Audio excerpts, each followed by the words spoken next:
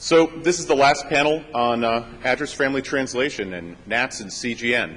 And being the last one and kind of having a sedate last few days, or perhaps hungover last few days, perhaps we can have some grandiose statements and outrageous claims about NATs. So I'll start off. As you've heard recently, NATs are the solution to all problems. If you're going through a divorce, if you've had a recent car accident, you can get a CGN supplied by your vendor and it will solve the problem. But let's get into the real problems. And first, it's that allocation of IPv4 addresses is running out. I think everybody's seen this slide at least 50,000 times.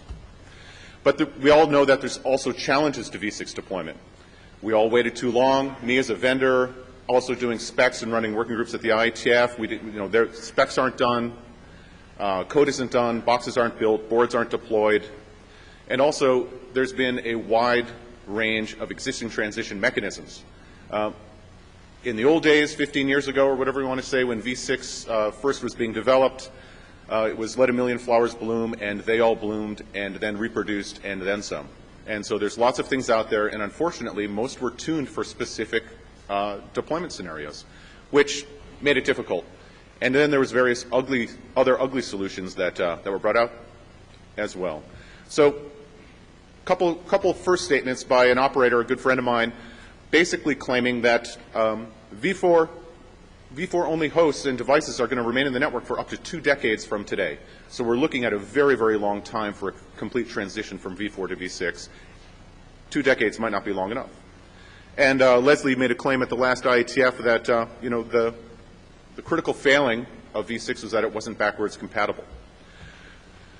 So what's to be done about this? Well, the v6 upgrade, as we all know, is a pretty expensive undertaking, both from CapEx and OpEx, in particular because perhaps devices have been out there to be able to forward v6 packets for quite a long time. But the back-end processes and, quote, the ecosystem of tools necessary to actually deploy networks really aren't available today. So trying to deploy a service without all the tools, in particular being able to bill for it if you're a service provider, is very challenging. So also, standards just aren't done. It's very, very difficult to bring up an IP subscriber that's v6 only today's network. We just had a talk. You can use PPP over v6. Nothing's wrong with PPP, but it's kind of using yesterday's technology to solve tomorrow's problems, which can be problematic for some. Other challenges, of course, include that nobody can stop doing business.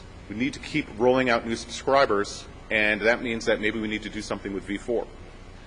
And last, there's a whole new marketplace emerging on sensor networks. It's been worked on for, say, 15 or 20 years, so it's not particularly new to us or new for people to talk about. But what is interesting is that these devices are trying to be moved to work over IP versus proprietary protocols. That's a good thing. And what's interesting is that those standards and specs are being done with v6 only. So first grandiose statement is that, let's say, today's Internet looks like a lot of public v4. But tomorrow's Internet, I think, is going to have 3 address families that need to be managed. Global v4, public v4, and private v4, and then IPv6. And all 3 need to be managed, understood, and they are going to be deployed. So there's other grandiose claims that I can make, that in fact there is no killer app for IPv6, and that's what's caused some challenges to deploy it. But in fact, today's killer app for IPv6, and certainly for the next couple of years, is really the public v4 address. Do subscribers have to have global or public v4 addresses? Can they live with private addresses? What can you reach if you're v6 enabled or v6 only? These are serious challenges. So again, the public v4 address may be the killer app and may be the business driver to deploy v6. We can talk about that a bit more. So really, taking a look at some timelines out now for the next 10 years or so, there's a few different strategies that one can employ to deal with this transition. One is preserve v4 as long as possible. Use private addresses, attempt to reclaim public addresses from equipment, subscribers, maybe that aren't revenue generating, and move those over to v6 first and leave the subscriber alone. That could be called a coexistence strategy. And then last, which is very difficult, is to try to deploy services over v6, whether it's voice, video, or the typical quad play stuff that a service provider is doing. Those devices and specifications are not done. So let's talk about what can be done now through the next few years. And really, that's a whole lot of attempting to preserve onto v4 that's available today. Now, there's a number of different technologies that go into these three categories, whether it's translators, which we've heard a lot about in the last few days. There's BGP prefix validation, which Randy talked about, but that mechanism to secure and certify that a V4 announcement is valid can turn into a V4 address trading market, because that validation and certificate is now a title that can turn into a lease. And so these things become interesting to think about what is the value of a global V4 address and what is the value of an announcement, as to get access to these global V4 addresses that are currently allocated but not being routed upon means deaggregation. So again, there's more things to think about of what's necessary to actually find the value of these V4 addresses. Across the coexistence infrastructure, we have some panelists who want to talk about dual stack or tunnels encapsulation or address family translators and gateways, and there's a whole plethora of things here brought to you by perhaps your favorite vendor that may end up being confusing, because again, a million flowers blooming and then reproducing again may not be the best strategy to attempt to go forward. So with respect to address family translation, we've known about it for a while. NATs in general and NAT-PT has been around for a long time, and it's caused some issues, right? There's a lot of state that needs to be held. Just taking a look at the DNS stuff is enough to blow somebody's mind on what a NAT-PT device actually does. And so we've been talking for the last, let's say, year or so, I guess, about carrier-grade NATs. And what's interesting about carrier-grade NATs is that really it's a TLA for all catch-all functionality that seems to be loathed by a number of people. It talks about tunnels and encapsulations because it's a tunnel concentrator. It translates IPv4 to IPv6 and back again. You can do V4 public to V4 private and back again.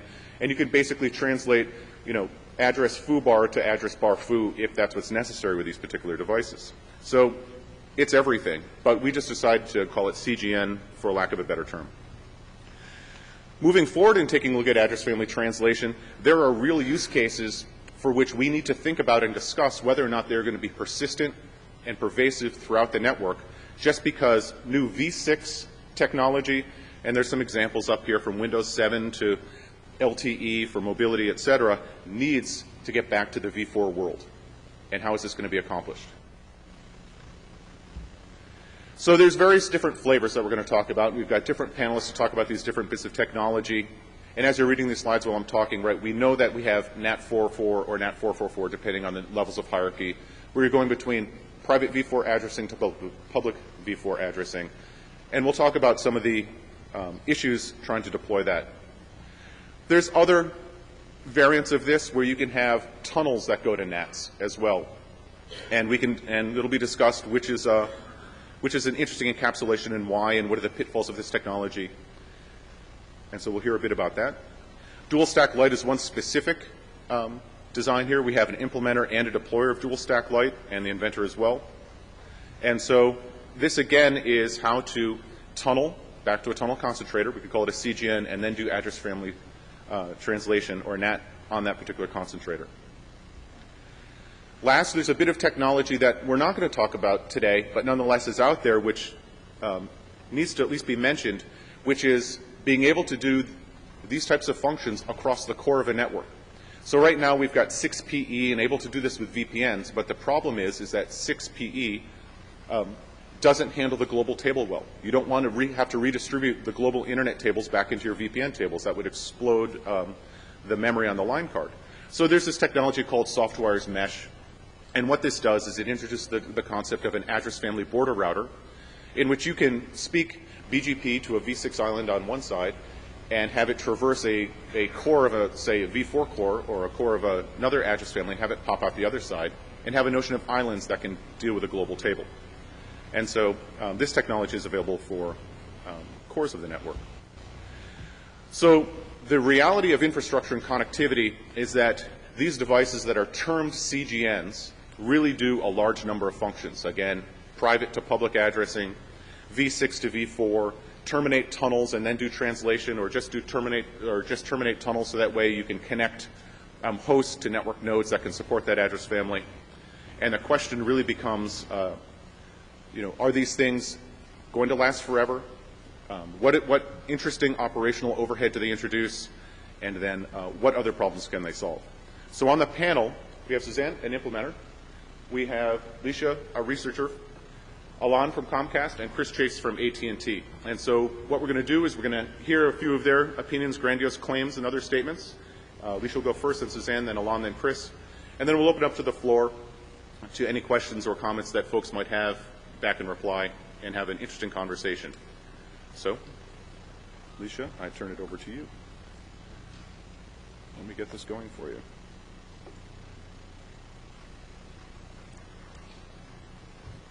There you go.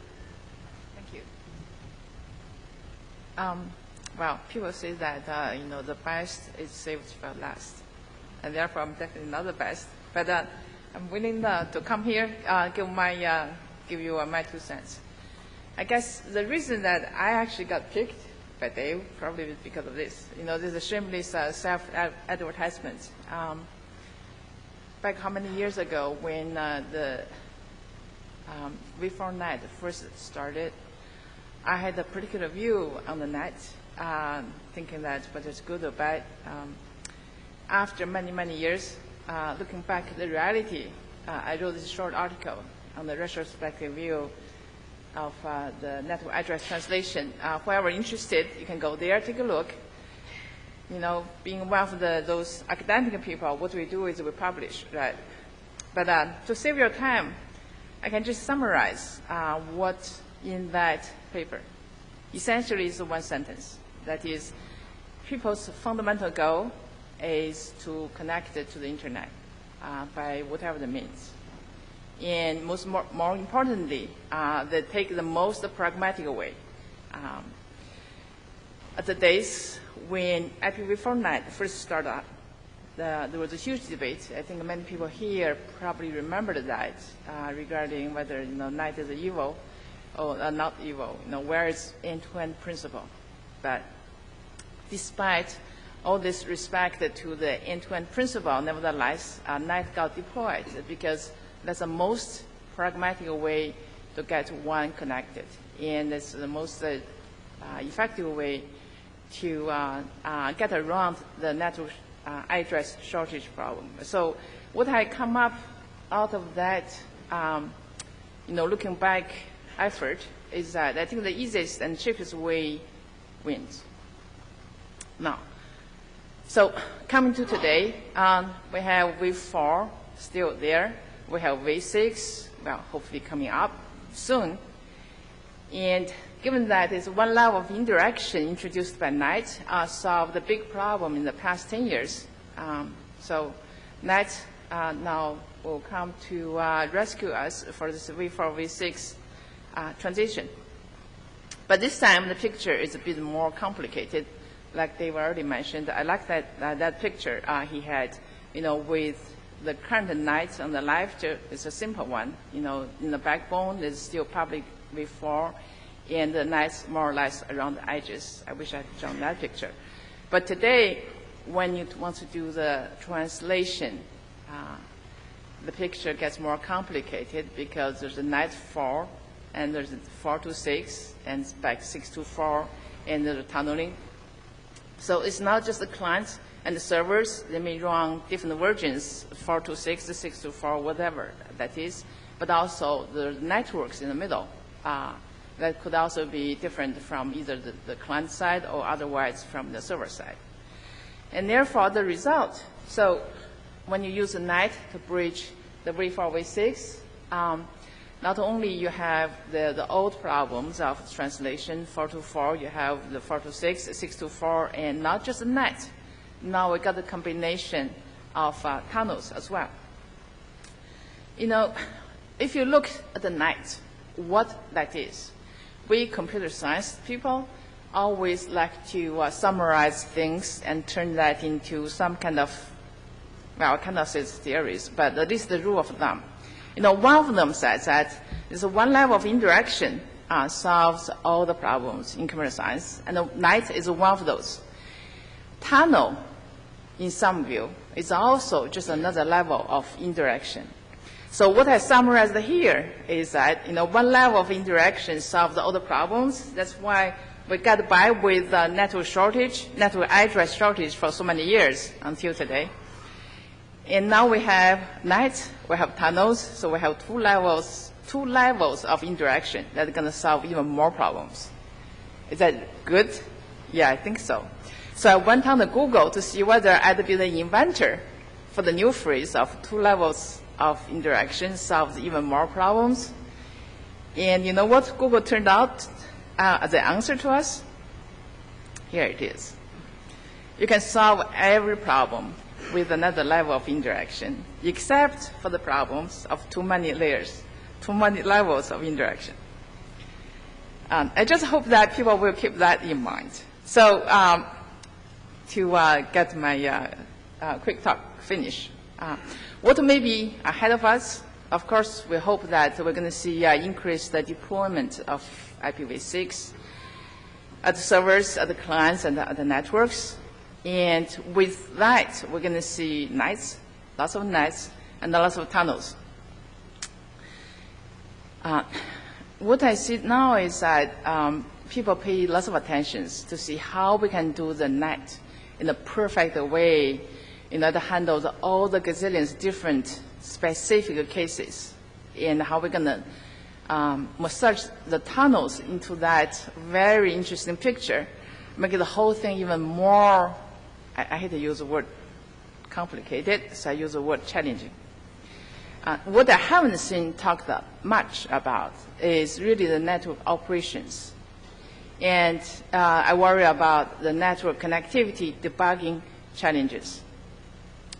But what I see, I hate to be, well, I know you're just off the ISG, so I'm okay to sing this without people just punching me now. What I'm saying at this moment, I'm off, I start to. At the moment is that people are really trying to look at the perfect netting mechanisms between V4 and V6. So what I put down here is that, okay, if we don't think the forthcoming network operations challenge is challenging enough, so what we are doing here is want to make it more challenging by creating multiple alternative ways of this translation between V4 and V6. I tried very, very hard to catch up behave mailing list to figure out exactly how many ways so I can count it. And put the number here, I failed because there's so many message exchanges. But that's what my worry is. You know, for us academics, we don't build boxes, we don't run the networks, but at least we watch. We watch what has happened, and we try to learn something from it. I think complexity, I think NAT V6 is coming, this is for sure. And NAT, tunneling are necessary evils for us to get through this transition stage. But there's no point to optimize, to make it perfect by creating this, you know, I don't know, n ways of netting between V4 and V6. I think that's going to add more complexity and get more, whatever the challenges we're going to face in the coming years. That's the end. Thank you. Thanks, Lixia.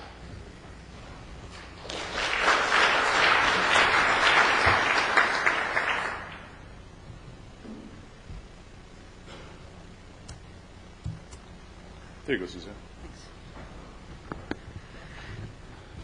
Good morning, everybody. The caffeine seems to have hit.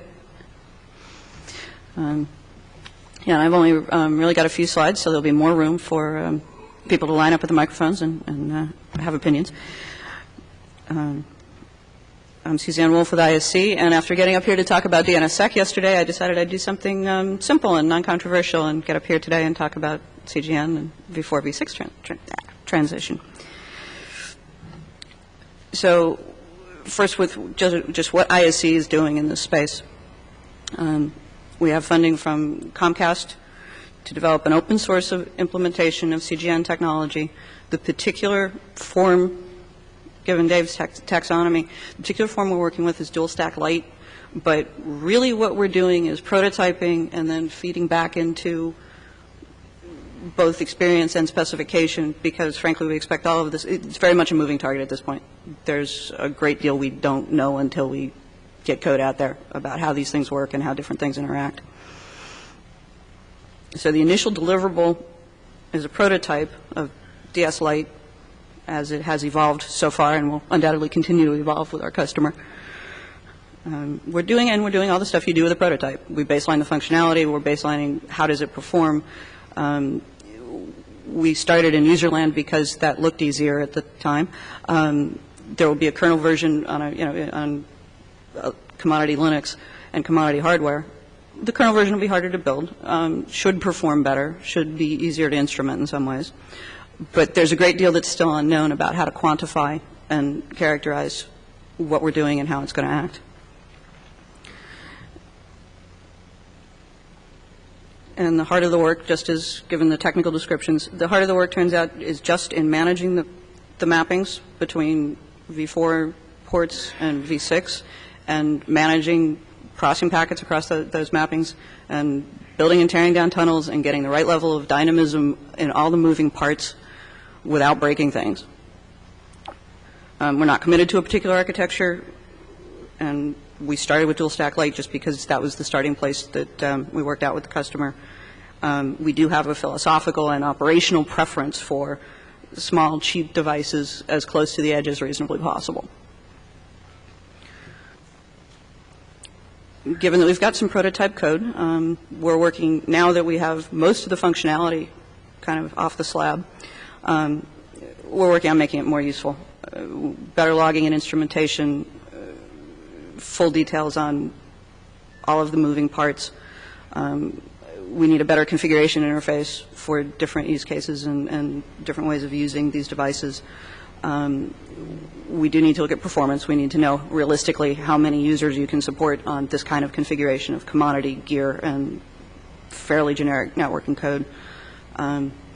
And among particular things that are kind of close to our hearts, we are particularly looking at integrating other CGN variants that have the same preference we do for control kind of closer to the edge of the network.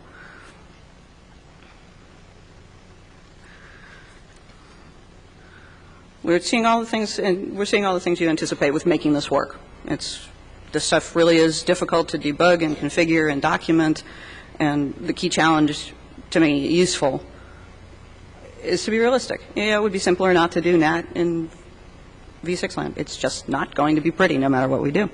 So when Dave invited us to consider being controversial, I figured that I'd take a minute to talk about what the project means to ISC. We're a not-for-profit company. We're expected to act in the public interest. This doesn't mean we're not allowed to do things for money. We have payroll to meet. We have mouths to feed. But we do have to also keep in mind the broader impacts of what we're doing are going to be. So to cut right to the chase, everybody awake? We know some people think CGN is intrinsically evil. We don't think so. We believe that the underlying idea is sound, that IPv6 deployment will be aided and may not ever happen at all without moving the solution close to the people that have the problem. Content providers, it's not clear they need IPv6. They have IP addresses. End users don't need IPv6 for the reasons we've already talked about. They have IP addresses. It's access providers that are running out of IP addresses. And they're the ones with the problem, and they need to be the ones with the solution.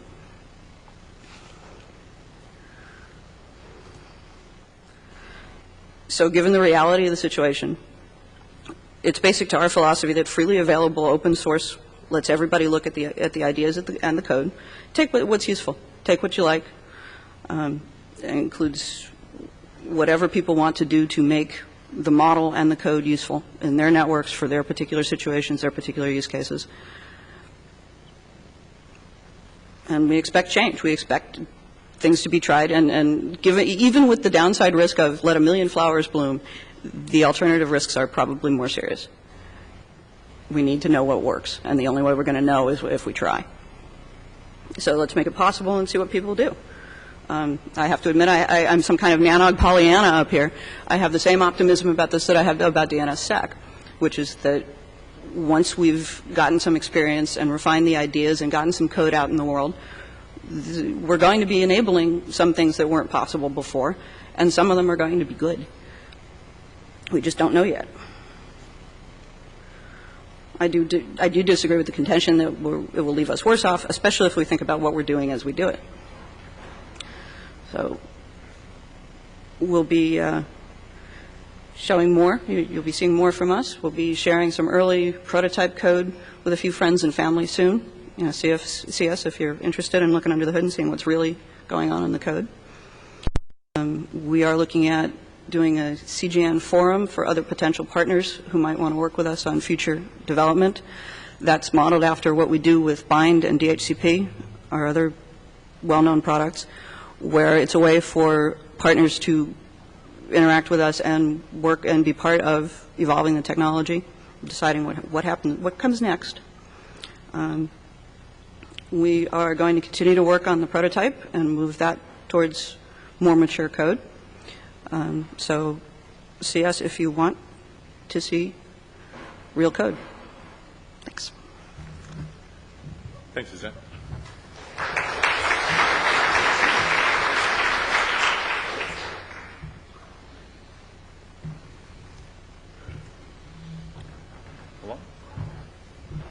Hi. Good morning. I'm Alain Zhang from Comcast. First thing I would like to do is to make a reality check, actually two reality check. Well, the first one is, you all know that we are going to run out of V4 addresses. It's nothing new. But we also know that everything that was allocated so far is still going to work the day there will be no more V4 addresses. So it's not like there's no more oil and the cars are not running the next morning. There's everything that worked still worked. And this is about the new stuff, things that is deployed after there is no more V4 addresses. The first comment is that it seems to be somewhat tight with the economy. I've made some statistics, and I've been tracking some of the projections as when we are going to run out. And I've been tracking that since July last year, and it seems that we are constantly 2.2 years away. Like we have a day-by-day shift, which means to me that as soon as the economy will pick up or something else will happen, we may just run out in, well, much less time than 2.2 years. So this is something that is very, very real. Now, reality check number two is we have customers who have tons of devices in their home. This is not just about the computers running Windows Vista or Windows XP or Macintosh. This is about those devices. This is a Skype phone. This is about a TV, like those large TV who have an IP interface. It's about a VCR who have the same thing, the phone cameras, the point-and-shoot cameras who have a Wi-Fi interface to push their pictures on the web. We have now a lot of those devices who pop up on the network at our customers. Most, if not all of those devices have an IPv4 stack. This phone has an IPv4 stack, no IPv6, never going to get upgraded to V6. Maybe the same phone that we buy 5 years from now will have IPv6. Maybe if we are lucky in 2 or 3 years from now it will have IPv6. But this phone here is not going to go away. And maybe this one is going to be disposed of in 2 years because the battery will be dead. But there are still millions and millions of other devices that will have a lifetime that will be longer than that, but are still going to be in homes network way after there will be no more IPv4 addresses. And that's a real challenge. The other real challenge is on the other side of the internet, is all the content on the web. Sure, you have now Google, and we have heard about Netflix and a couple others who are moving to V6. But even if 80% of the most viewed content was to move to IPv6 in the next couple of years, there will still be a lot of places on the internet that are going to take more time.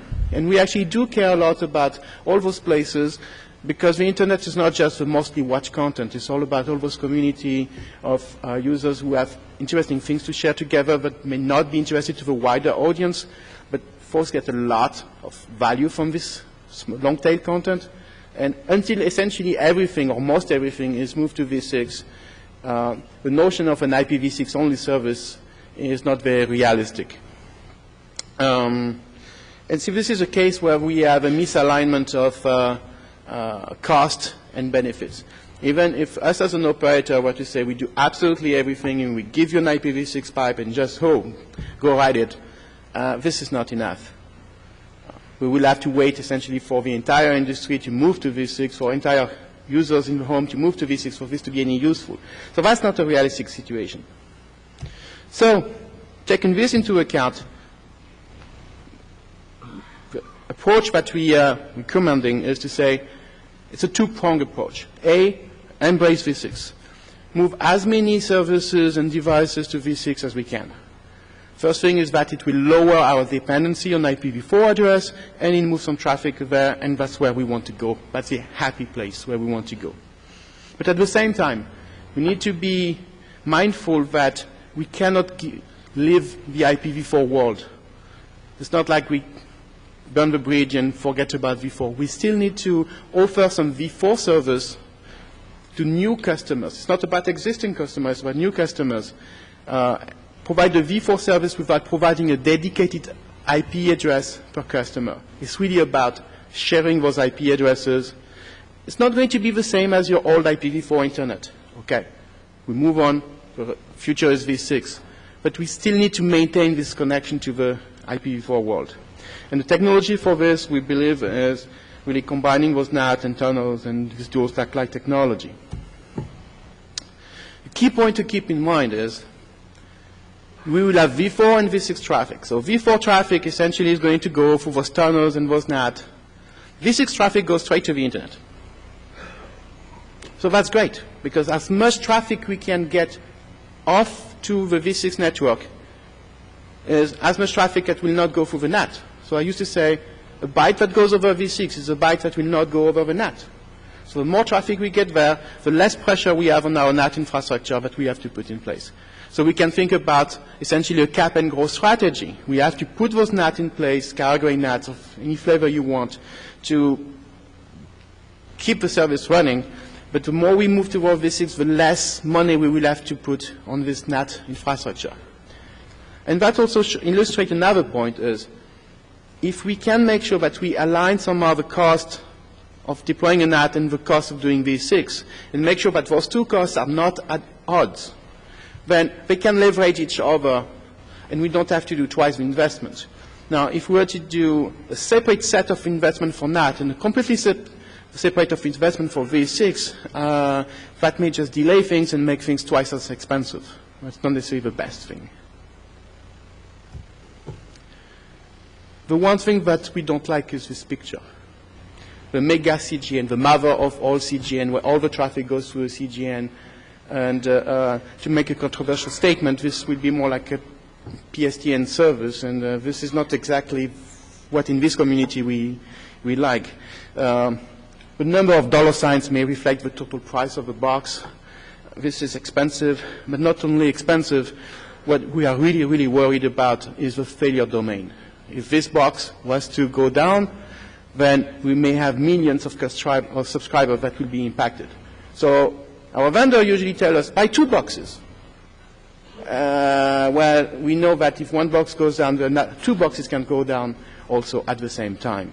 So that's not exactly a good solution. Buy 3. Well, buy 3, buy 4. It becomes a little bit too expensive at some point. You know, it's like Lixia was saying, maybe too many levels of NAT is too much, but too many levels of redundancy is too much. And some of my friends would count like 1, 2, several, many, and too many on my 5 fingers, and we quickly go to the too many. So instead of this big giant mega box, we will have a much more distributed system. And this technology is based on tunnels, and we have a DHCP option to create a tunnel endpoint, to discover the tunnel endpoint, meaning that we can actually say this group of users is going to be configured with DHCP to go and use that CGN. Another group of users is going to be configured to use another CGN. If one of those groups gets too big, we can split the group and separate the traffic toward different CGN, and essentially soft cable your CGN infrastructure. Same way you can start with something that's somewhat centralized, and if you have more of those boxes, you can start to push them closer to the edges. And send them essentially to as many boxes as you can. So this is an horizontally scaled solution. This is something we have seen in the server world a couple of years ago, where initially people were using mainframes, vertically scaled solutions, and moved to just rack and stack solutions of commodity-based hardware and dramatically reduce the cost. Well, we think we can do the same here. So as a conclusion, this is not that we like NAT. It would be much better without it. It's just that we have no choice. We need to care about growth, and we need to care about maintaining some form of IPv4 service without having enough addresses to give one to each customer. So there's no other solution than sharing. And we have to learn how to share this in a system that will be at a reasonable cost, because nobody is going to make any money running an infrastructure like this. It's going to be expensive, so we have to make sure that the cost remain low as possible. And while offering to the users some level of control on this infrastructure. We heard loud and clear in the recent months that users wanted to have some level of control with A+P technology or port forwarding technologies, making sure that they can control their own port, they have their own presence on the web that is under their own control. Have I said control long enough? So we are going to do that. It makes a lot of sense, and it seems to be a critical thing to do. So we think we can make this work. We have a demo that is running on the top floor here, on the 33rd floor.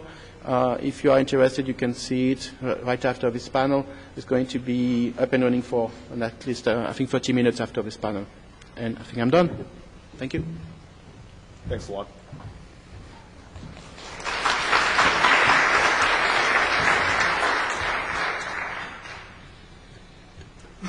Chris?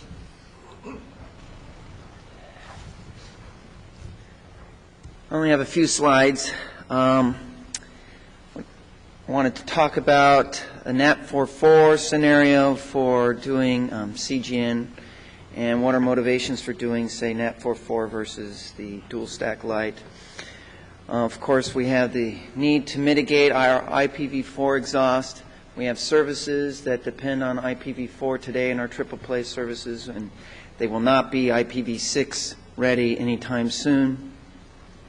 We need to provide, during our transition to V6, we have to provide the ability for our users to get to the V4 internet, if you want to call it the legacy internet when you're talking about V6. And we need to be able to put the NAT somewhere in the network. We would like to put it somewhere that would mitigate any impacts on the existing triple play services that we have. So in this figure, this shows the carrier grade NAT at the edge of a metro network, the aggregation network. The, for example, IPTV services in this case would be on the inside, the private side of that CGN. We have other services, the voice over IP services, and our operations and management systems that would be on the public side of the CGN, but we have a desire to not NAT those services. Whereas the internet services would need to go through this second NAT that's in the middle of the network at the edge of our metro. And it would need to be able to be carried across our backbone. In the case of the blue non-NATed traffic, that means that we're going to have to be able to route the IP address space across our backbone and be able to handle that. I did want to say that AT&T's IPTV service, or a triple play service, is called UVerse, as opposed to our legacy ADSL broadband service. And in that service, the CPE is managed by AT&T. But we are not currently looking at the dual stack where we would get that component there. In this solution, in the NAT 4.4 solution, we do not have to make any changes to the CPE. It would continue to do its current NAT 4.4. Just wanted to say a few more things about the NAT bypass that we would need to do with some kind of policy routes. Operations and maintenance, the way we manage the managed CPE today is done over our national backbone. It's not deployed regionally into the individual metros. And so that traffic would not be able to be NATed since the connections are initiated from the management systems. We have a desire to not NAT our CVoIP traffic. So the traffic, the registration traffic that goes to the session border controller that resides on our national backbone, that would not be NATed. If there's any media release to a client that's within our network, we would not want to NAT that either. So any media release between two clients that reside on our own network, That would not be NATed. That would be using maybe private to private or private to public IPv4 addresses. But if it had to go outside our backbone, then if we do not want to NAT it, then we're going to need to anchor the media at the session border controller. So only the Internet services components would be NATed in this case. The hope would be after we transition our services like our operations and maintenance and our CVoIP services to V6 that then we can remove routing the private address space from the backbone. And as I mentioned before, the IPTV services would be within the NAT in the metro network. Right now we do not see any need to transition that to V6, and it does not need to be NATed. We have hundreds of national TV channels that are multicast across the national network. However, that doesn't use customer address space, the residential gateway address space, and so it doesn't need to be NATed. I did want to say a few comments about managing this CGN. One thing is, if we do have to route a private space across our national backbone, then we have to manage that space like any other space inside our network. We'll have to manage it through the systems that track the address space. We have to allocate it just like we would any other address space. We already have some private IP routing in our national backbone, and so it would have to be managed along with this space. Also, we have the issues of course, the CGN was going to break. Certain services, dynamic DNS would not work. In this case, we hope to mitigate some of that, for example, by providing a static port forwarding configuration that could be done on the CGN in the middle of the network, so that, for example, you could do redirection on a known port on the external side of the CGN. And we also have a need to log the NAT state. We're concerned, we've been told that for legal reasons that we need to know how to trace back traffic to a particular user, and with the CGN in the way, we can't do that.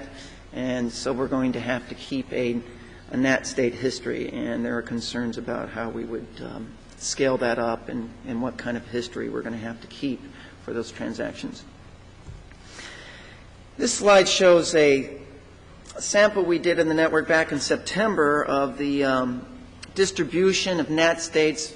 Back in September, we sampled over 700,000 residential gateways and what their current number of NAT sessions are in the network. The x-axis here is a logarithmic axis, and what it is we binned up, we counted, for example, how many users had 0 to 4 NAT sessions, how many had 6 to 10 NAT sessions, and that's what this histogram shows. And it has a very, very broad distribution. There's a maximum of 1,024 NAT sessions in our current managed CPE, and so it stops right there at the maximum, and there's actually another mode at that maximum, which are our engineers identified as BitTorrent users. We have very widespread of users here in this distribution. We did the same analysis in December. Over 1 million RGs were sampled for their NAT states. Similar statistics. The average here was 57 NAT sessions per subscriber over all the subscribers, whether they were active or not. And when we did it again in December, it was 58. In spite of the very wide distribution here, when we look at aggregating, say, 10,000 users through a device, then the standard deviation is less than 0.5% of the mean. But we are concerned about scaling this. We do not have any good statistics, whereas we have good statistics on the number of sessions, we don't have good statistics on the session setup rate. There's a study done by a New Zealand university, a very small study that was looking at connection setup rates, but we hope to try to get some more statistics on that to understand on what the setup rates will be for a CGN device. Anyway, so that's the review for a NAT 4.4 deployment scenario. Thanks, Chris.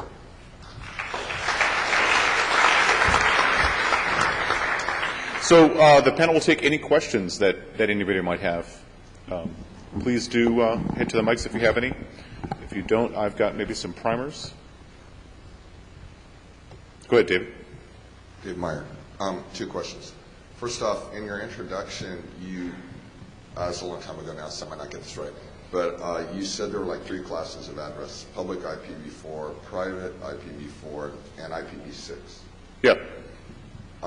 Why don't you think is IPv6, does that include private IPv6? Question number one. Number 2 is, and I'll go sit down after this. The second question is kind of directed at Alain, or all of you actually. The sentiment I heard from you, or from most of you, is that CGN is a transition strategy to get us to IPv6. You could flip that over and say, if I have CGN, why do I need IPv6? So let me answer mine quickly, because that's a much more interesting topic. So my answer is yes, David. In fact, the slide was, you remembered it correctly, and in fact, there will be private v6. And look, we're already pushing that far enough, but if you take a look at the current architecture proposed for LTE and mobile gateways of the future, NAT 6.6 will be a requirement to handle that particular service. So let's leave that one for the future, but let's get back to the more interesting question. Anything you like, Lixia? Sorry that I haven't followed very closely about the NAT 6.6 thing, but I think there's a fundamental question, that is whether private IPv6 address is still globally unique. If so, and that's entirely changed the problem. Just to follow up on that, the NAT 66 work is all about the fact that, some people out there do believe that NAT is a security device and they want NAT. Yeah. But NAT is one thing. But if you retain the uniqueness of IPv6 address, independent from whether it's observable or not observable outside, that's separate. Uniqueness fundamentally relates to operations, to debugging, and a bunch of other important issues. But the second half is really quite interesting. The second half of Dave's question, which is, can NATs successfully defer the transition to IPv6 such that we never need to do it? So I would like to make a two-part answer to this question.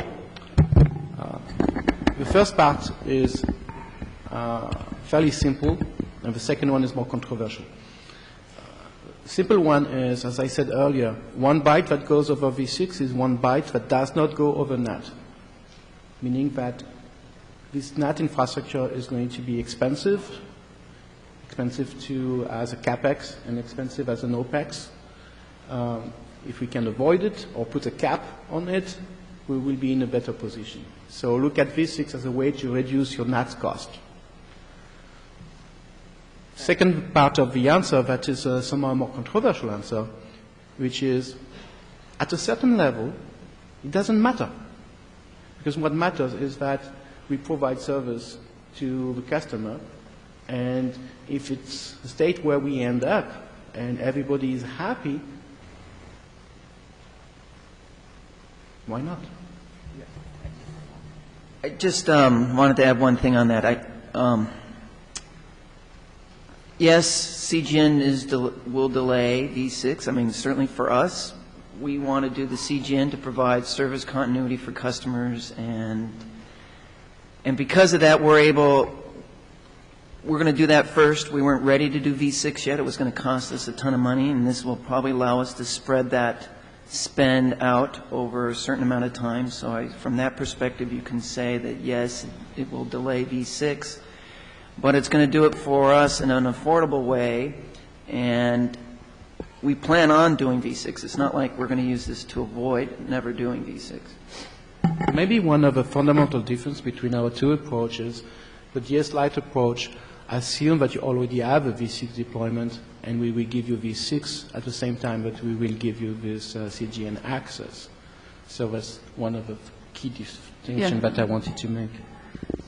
Sure. A couple of points. One is that, just to amplify on what Alain has now said a couple of times, I don't think there's anybody in this room that has so little to do that they're looking forward to maintaining this kind of device or living with this kind of solution in your network. People are not going to do this because it's fun or because it's cool. They're going to do it because they have to, because they have the use case and the business case to do this instead of running a simpler network. But also, pretty much for the length of my career in this business now, I've been told V6 is coming, there's a new generation of V6, of IP, and new things will be enabled by the new IP technology. To some extent, I still believe that. With V6 available, people will be starting to, and operational experience with it, people will be starting to think of things that they hadn't thought of before, and that weren't possible or weren't easy or weren't cost-effective with a V4 network. However, it would also be very unwise to wait another decade for that, because if that was going to do it alone, we'd have a lot more deployment of V6 today. I think what we need to do is address the problem we actually have, which is V4, address exhaustion, and start by doing what we already do and then expand outward from that.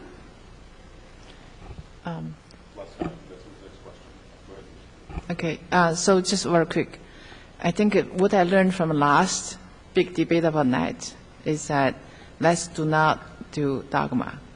Okay, be pragmatic and solve the problem. You know, if CGN is the cheapest, easiest way, go for it.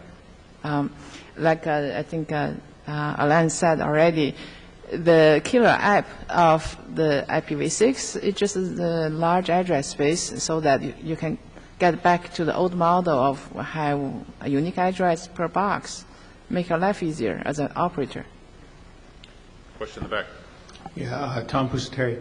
My question is for Alain. What size subnet are you going to allocate at the home? You mean V6 subnet? For V6, yeah. We have not made a final decision on that. Okay. Do you have any choices that you're considering? We understand that home networks are going to be more and more complex by the year, so it's probably going to be much more than just 1/64. Okay, thanks. Question in the front. This is more for the AT&T approach, where basically you mentioned something about bypass, which I take it to mean a better technical way that people who've got address space that needs to be NATed don't follow a straight path out to the internet. But the question comes down to the point that your scheme will work with all kinds of legacy gear like NAT typically does now. So how are you going to roll this out? Are you going to say, okay, new users get NAT, but old users enjoy their IPv4 globally? Or are you going to take it away from everybody? And if you do, what are you going to do with all that? Wow, we've got a lot of global IPv4 now. We can do all kinds of things with it. And the second question to that is, if you do that, is 10/8 enough? Those are all good points. Currently, we're not looking to take it away, a public address from a subscriber that already has it. There are people elsewhere in the company who think that CGN would be a great way to gold mine a public space and reuse it somewhere else. I made that comment a day or so ago. And I'm thinking inside our company, there's people who've suggested that we could use it as a way of mining that. I don't know. We have no plans right now that I know of to do that. And then, what was the other part of your question? Is 10/8 enough? Oh, is 10/8 enough? Well, I'm assuming based on how we distribute our DHCP pools and, say, the fill rate on those pools, that we could maybe get 8 million customers out of that. That may not be enough, but I would hope by then that we would no longer need a router in our backbone, in which case we could replicate the address spaces across our metro. I would like to see, I know that several carriers have proposed the set-aside reserved address space for ISP use that's been shot down several times. I would like to comment on that. The question is, if 10/8 is not big enough, what is big enough? And some people will say, okay, let's just add another one like a Net 11. But I would say, maybe enough for some people, but not for some others. And the actual answer is, we have 32-something/8 left. Let's take them all. Well, the reason I said is 10/8 enough is mostly because AT&T is planning to route it over their backbone, so it's got to be unique within their backbone. Right. So we hope to eliminate that eventually for when the RGs are V6 capable and the management system supports V6. We can eliminate that requirement. When the CVoIP, when we can move that to V6, then we should be able to remove it from the backbone. Or maybe you could migrate to DS Lite at that point. Yari? Yari Akko Eriksson, couple of comments. First, Dave, you brought up NAT66 and also the mobile gateways. And as someone working for a mobile network manufacturer, I'm not sure I actually agree with you. I don't see a need for that in that particular context, and perhaps even more generally, I don't see a lot of need for NAT66. So I think the real tools that we have at our disposal and that what most people are talking about is regular dual stack NAT 4.4, dual stack Lite, and address family translation NAT 6.4. And my other comment was a response to Lixia. You brought up this work in Behave and the many different forms of NATs. And you were criticizing the fact that there's different types of NATs, which should just have one. And I think that's a fair criticism, but on the other hand, I think the work in Behave is really a set of components that can be used in a different number of situations or scenarios. And I think you were counting the scenarios rather than the actual tools. And it's a good thing that we don't need all the tools in all cases. So there's some simple situations where we can do just pure packet translation between V6 and V4, and we don't need the DNS stuff. And that form of translation doesn't break DNS, doesn't break anything. So it's good for that application. Some of the other forms, they need the DNS parts too. So that's why it looks like there's many different approaches, but it's really a small number of components used together. As I said, I didn't really follow very closely, but at the high level, I got one impression that people try to optimize for different scenarios. And that part I fully agree with. So this is really a temporary measure. We should not make it too good.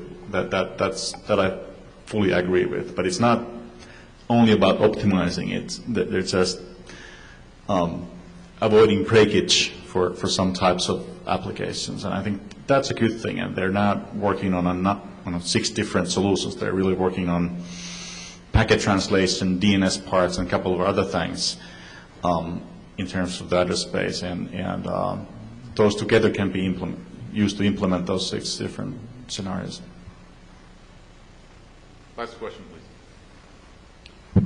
Tom Vest, speaking for myself. I think I recall one of Suzanne's slides, she enumerated the list of stakeholders that might or might not need V6.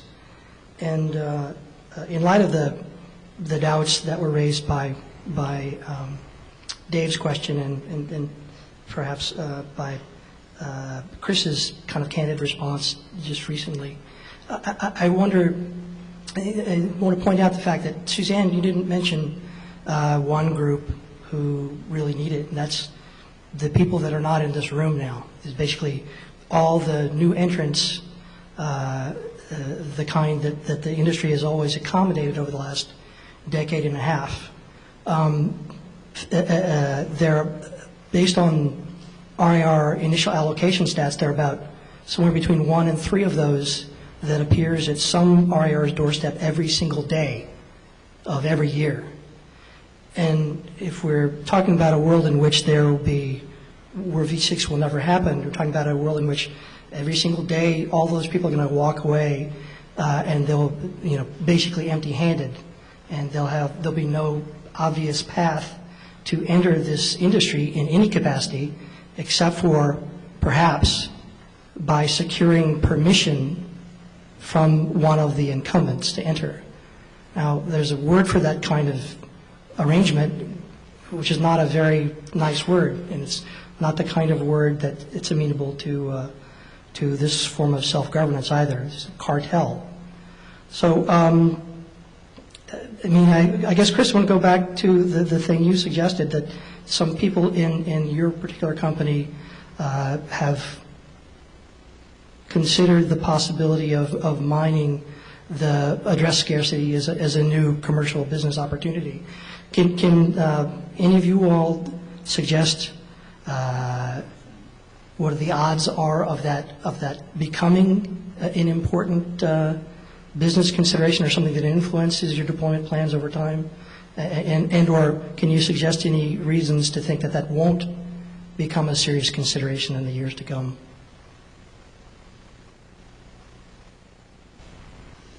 I didn't mean to imply that the suggestions I've heard were for commercial opportunities, was only for internal use.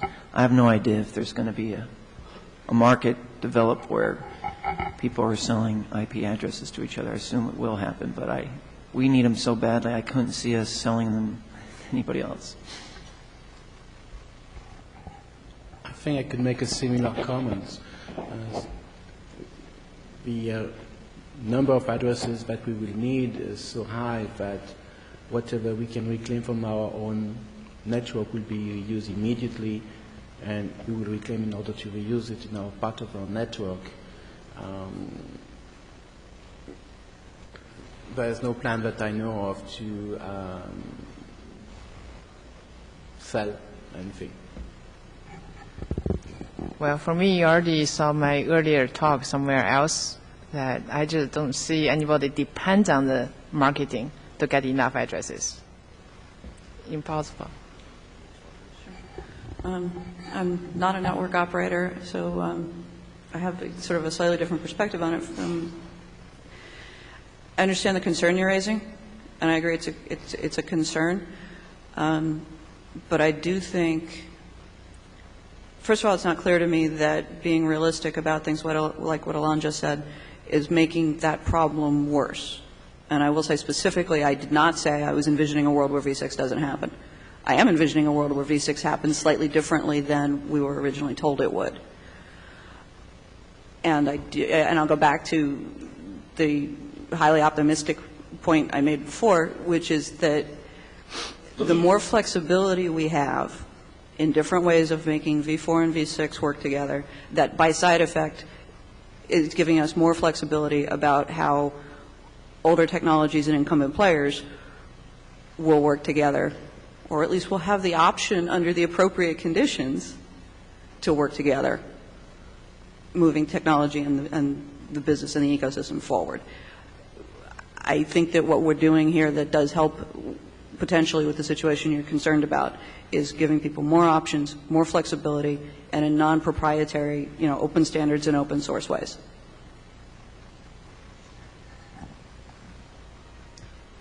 Thanks, Tom. So David, we're just about out of time, but one last question for the panel, if we could just go down the row, which is, given this conversation and your current plans and understanding, do you envision translators, whether they're NAT 4.4, 6.4, NAT foo bar, back to bar foo, to become a permanent fixture in the Internet and in your networks in particular? Why don't we just go this way, Suzanne? I hope not. Can't really foresee, though. It's about what people find useful in terms of their use cases and what they can afford to provide. Two answers. One is that money drives. Okay, whatever is easiest way, cheapest way, that's the way they're going to win. So my prediction is that if the translation costs more money in management and other things, they're going to go away for the big part of the Internet. So my second answer is that the Internet is so large. So anything is going to stay forever at some corners. It's a difficult question to answer. Oh, sorry. It's a difficult question to answer how long those NAT are going to stay in the network. Well, the first thing, they are not in our network right now, so we will have to first introduce them before they go away. I think that as long as there is some significant part of the Internet that relies on V4, being on the content being hosted on V4 or being on the devices accessing the content depending on V4, we will have to maintain this bridge. But once again, the more we will move to V6, the less this bridge will have to be growing and growing and growing. So we can expect that we have maybe a 2-lane bridge and not a 17-lane bridge. Same answer. I can't anticipate when the V4 internet would go away or we cut off our users' access to content that's uniquely there, and I expect it to be there for a very long time for some content. Fair enough, Chris. So thank you all very much, and thanks, panelists. And